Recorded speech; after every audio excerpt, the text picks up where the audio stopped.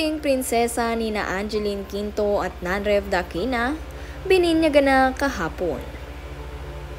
Bago ang lahat, huwag niyong kalimutang mag-subscribe at pindutin ang notification bell para maging updated sa ating mga susunod na video.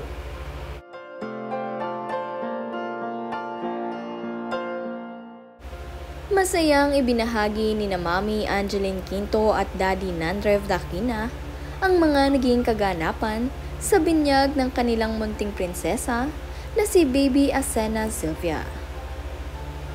Marami nga sa mga netizens ang nagsasabi na kamukhang-kamukha nitong si Angeline ang kanyang baby girl. Parang ang kambal ang dalawang ito. Both pretty.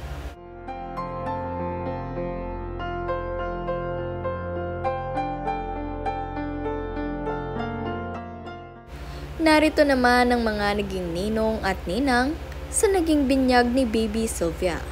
At ang ilan nga sa mga netizens ay napapatanong kung bakit tila yata wala gaanong celebrity dito.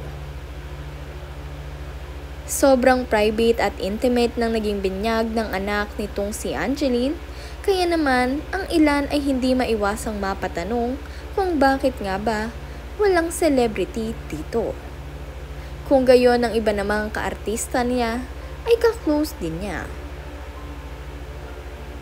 Karamihan nga rin sa mga kinuhang ninong at ninang nitong sina Angeline at Nanrev ay tanging malalapit nilang kaibigan at kamag-anak.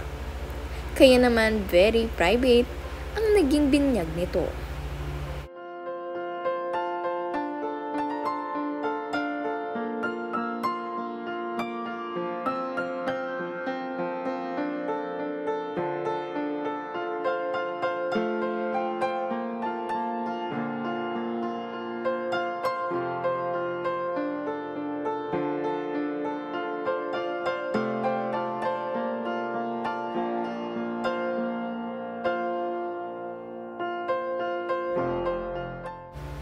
Dito naman naganap ang reception sa Grand Hyatt Manila na kung saan makikita nyo na napakaganda ng naging ayos.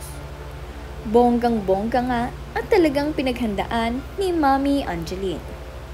Ang ganda-ganda nga ng pink na ito at ang lakas maka-refresh. Kaya naman talagang bumagay ito dahil napakaganda rin ni Baby. Singganda ng mga flowers na ito.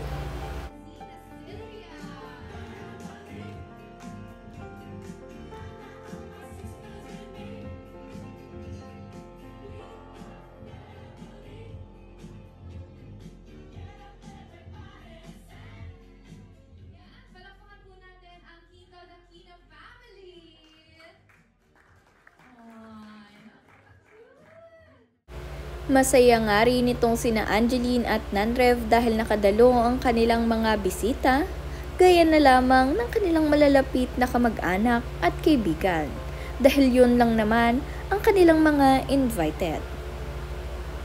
Karamihan nga rin sa kanilang bisita ay kamag-anak nila, kaya't nagpapasalamat ang mag-asawa dahil nakadalo ang mga ito.